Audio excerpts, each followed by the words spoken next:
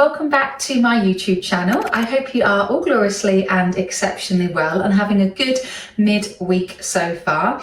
So today you'll see me, I am in my Tesco F&F pyjamas, which I got from the store, which are lovely. It's got some nice piping details. So if you want to see any of my purchases I bought from Tesco, please follow me on all my social media channels, as I do a little haul on there on TikTok, Facebook and also Instagram.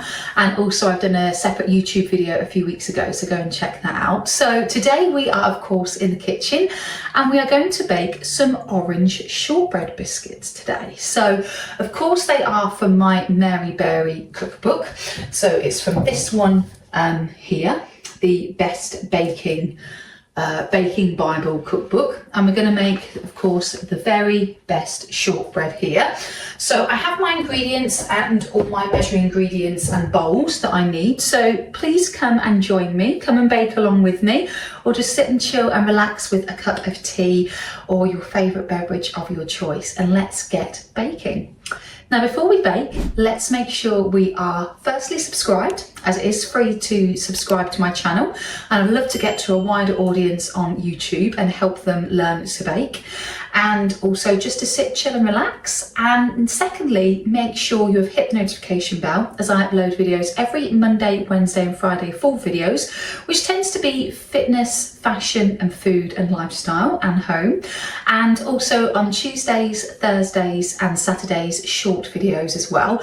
And make sure you follow me on all my social media channels of TikTok, Facebook and Instagram. I'll leave all the details in the description box down below, along with the recipe and instructions to help make the orange shortbread. So let's get started with baking. So for the ingredients of this recipe, you do need some plain flour.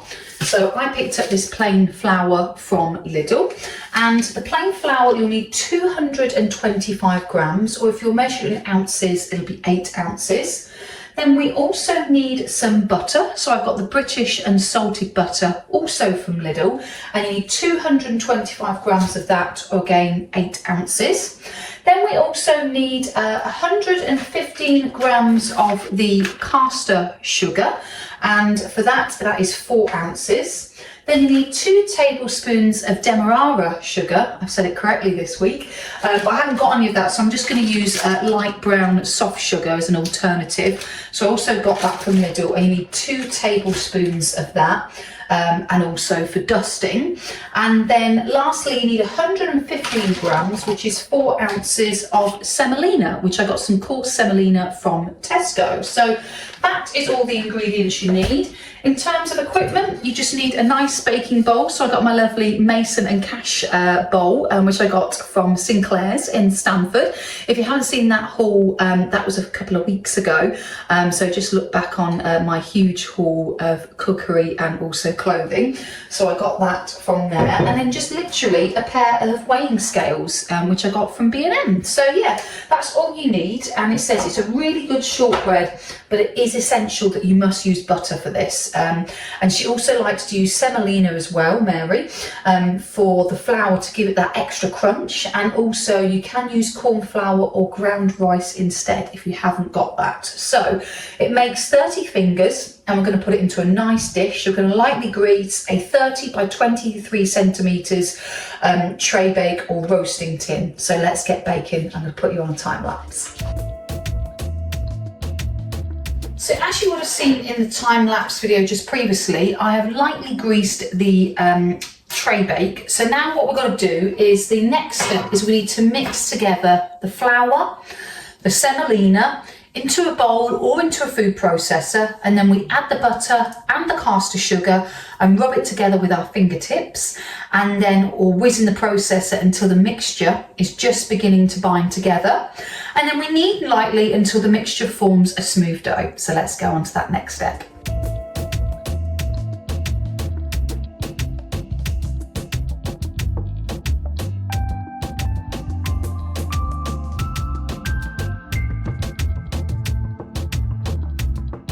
So as you can see, that gets very, very messy all on the fingertips with the butter.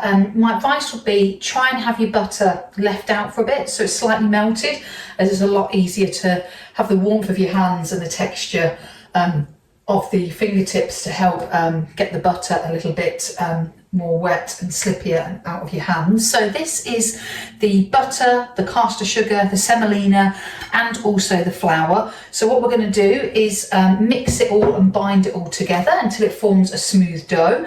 So I probably will finish it off in the mixer. And then the next part we're going to do is press the dough together in a prepared tin, which we've got our buttered tin all ready to go, and level it with a spatula or like a palette knife, and then make sure the mixture is evenly spread, and then we prick all over with the fork and then chill until it's nice and firm. So we tend to leave it just out on the side, or you can leave it in the fridge to make the process a little bit quicker.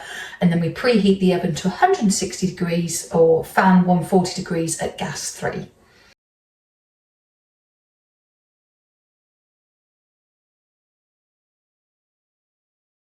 So as you can see, this has formed like a dough-like form. So what we're going to do now is place it into the baking tray, make sure it's all nice and smooth with a palette knife, and then we're going to prick it with a fork and preheat it in the oven.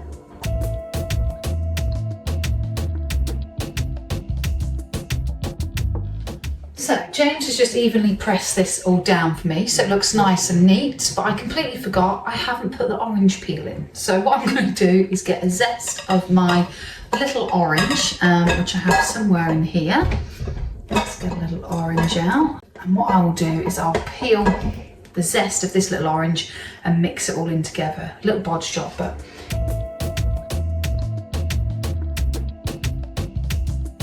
so as you would have just seen, I've done a little bit of bodge job and literally just mixed in the orange zest in between it all, so it should be fine. But yeah, note to self and tip for you guys, make sure you do the orange peel in the blender and then it will set properly and in there, but it will do for now. So time for a little bit of whiz of cleaning. I'm going to preheat the oven at 160 degrees ready, so we have got that all on ready for the bake.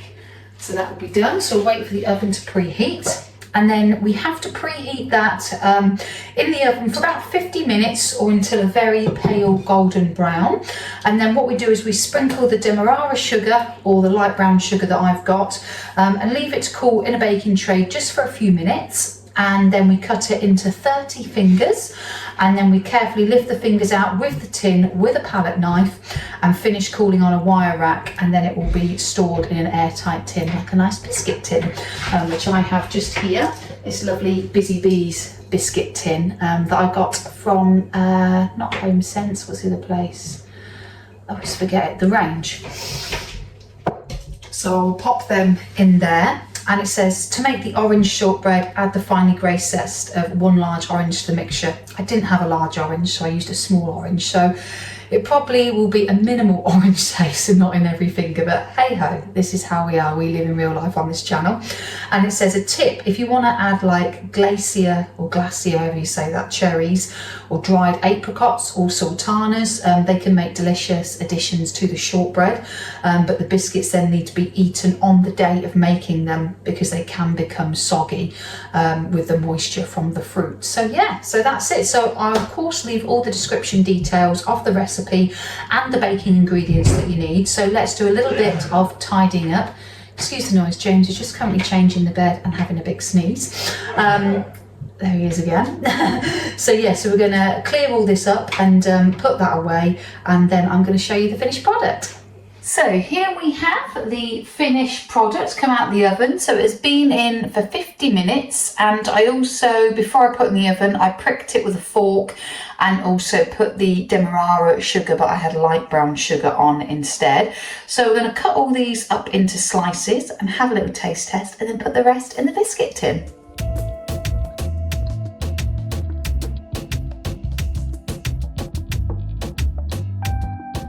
So here is the biscuit in all its glory. They were a little bit of a struggle to get out of the biscuit tin, out of the tray, but I've managed to put these into the biscuit tin, so they are all good to go.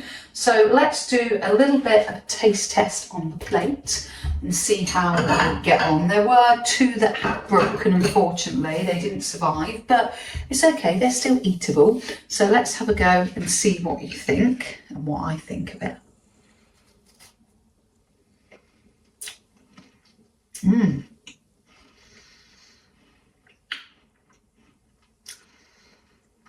Mmm.